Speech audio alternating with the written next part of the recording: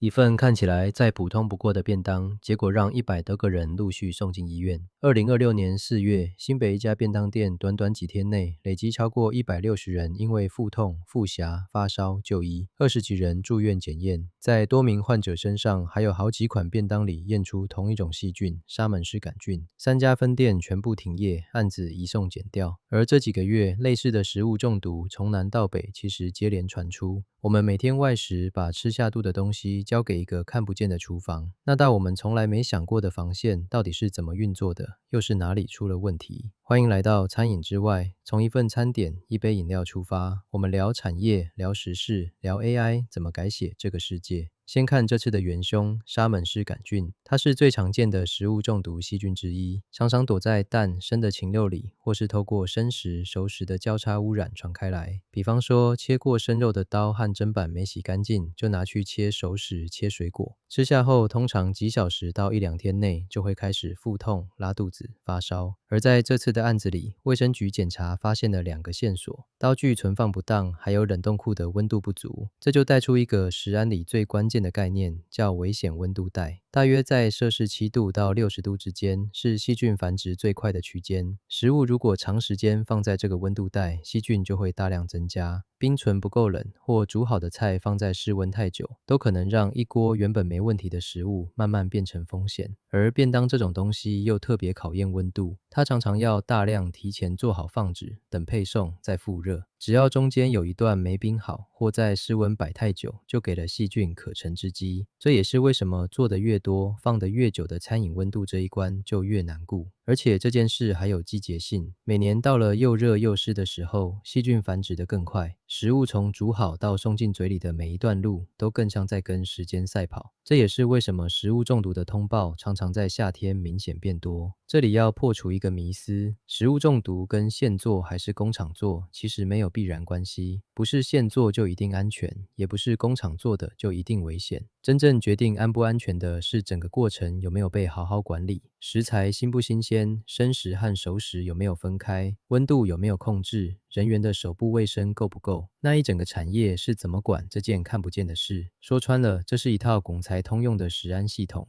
中文叫危害分析重要管制点。白话讲就是先把制作流程从头到尾跑一遍，找出最容易出问题的几个关键点，然后在这些点设下关卡，全程记录。举例来说，熟食的中心温度要确实煮到大约摄氏75度以上，才能杀掉大部分细菌。冷藏要压在7度以下，让食物离开那条危险温度带。生食区和熟食区要分开，刀具、砧板不能混用。每一关有没有达标都要量要记。它的精神不是出事后才检讨，而是在事情还没发生前就守住最关键的那几道门。这套方法现在是全球公认最有效的食安管理法。另一个关键是食品追溯，每一批食材从哪来，用到哪去，都被记录下来。一旦出事，就能快速往回追找出污染的源头，把问题批号全部下架。在台湾一定规模以上的食品业者，还被要求把这些记录上传到所谓的食品云，等于替整条供应链留下一份随时可查的病历。但这里有个要特别注意的地方，当餐饮走向规模化，食安会变成一把双面刃。我们前面几集聊过，连锁靠的是中央厨房，集中做好，再配送到各家分店。好处是流程统一，品管集中，理论上比一家家小店各做各的更好控制。但风险的另一面是，万一这个中央厨房出了问题，污染的就不是一家店，而是它供应的所有分店。想想看，一个中央厨房单一餐就可能供应上千份、上百家店，它守得好是上千份的安心，守不好就是上千份的风险一次被放大。这也是为什么规模越大的餐饮，食安这道关卡反而要守得越严。把焦点点拉回我们这些天天外食的人身上，这几年食安事件其实并不少。从2024年宝林茶室的米酵菌酸，2025年台北自助餐的诺罗病毒，到这次的便当店，他们的共通点都不是哪一家故意害人，而是流程里某一个环节失守。而失守的背后，常常还连着一个现实。对很多业者来说，食材成本是最大的压力。一旦为了省成本，备料备太多，或人手不够盯不住流程，风险就悄悄上升。也因为这样，食安对餐饮业者来说，其实是一笔看不见的成本。它不会让菜变得更好吃，也很难变成卖点。但只要垮一次，北掉的可能是整个品牌。